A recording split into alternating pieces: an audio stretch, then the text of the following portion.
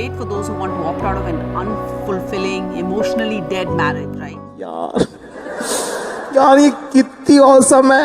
Couple living separately for years, but let's say the wife wants the marriage to continue because she doesn't want to live with the stigma of being a divorcee. क्या बोला तूने? That for her outweighs being in a bad marriage. I'm not condoning, fear of social stigma, but that is the reality sometimes of the India that we live in. नहीं हो गया ही. मतलब कुछ भी.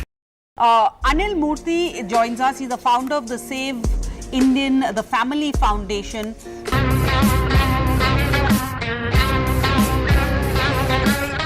Anil, if you could just either respond to my question and also just tell me your overall reaction to this. Is this a sensitive, nuanced judgment? Is it inappropriate in an Indian context? What do you think? Well, about no-fault divorce, I would like to say that this is not something new. There is debate in the parliament around 10 years back, 10, 12 years back, and a bill was also passed in the Rajya Sabha. So, but before I go there, I would like to say we need to look at the elephant in the room. अभी तो रुको, climax अभी बाकी. When we don't look at that, then these judgments will not help us. The biggest thing during these divorce cases or separations and all, the main thing in Indian context is money. Money is a huge thing. क्या बात है sir? क्या बात है sir? क्या बात है? ये बात है. And divorces can be very, very expensive, especially if right now I want to talk on behalf of younger people. Like say people like men or women who are like married for 2-3 years. So in such a case, divorce becomes extremely complicated and very, very expensive. Okay. Yeah. For अरे बाप रे, ये तो धोती खोल रहा है. example, let's say a young professional man, if he wants a quick divorce, then it can cost as much as, the offer can be like 5 to 6 years of his total income. Yeah. Okay. Now, let me go back to the parliament issue. So when the parliament was debating this called Irretrievable Breakdown of Marriage in 2012 May, and then 2013 it was passed in Rajya Sabha and it was supposed to be passed in Lok Sabha.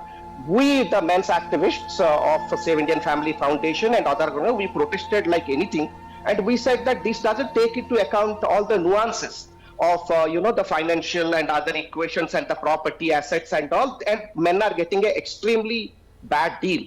Right? See, in India, here is the problem. It's not about men versus women. Here is the Thank problem. you. तो रुको जरा, सबर करो. We have a very patriarchal notion that if there is a divorce, a young woman is getting divorced, then her life is destroyed.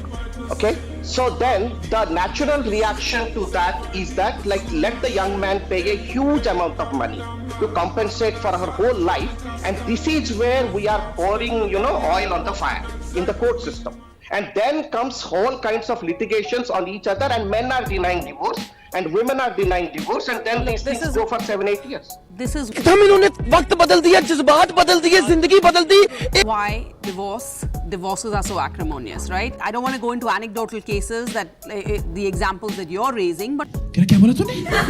for example, as Sheetal has pointed out, there's the biological clock that it's ticking for women. So women are also facing, looking at a barrel of the gun over here.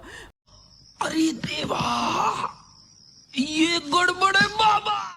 Mrinalini, please come in over here. Mrinalini Deshmukh. Here you have a panelist who's claiming that, the women are getting away with a better deal. क्यों हिला डाला ना? He talked about the fact that we live in a country like India. Your question I have not understood, Sada.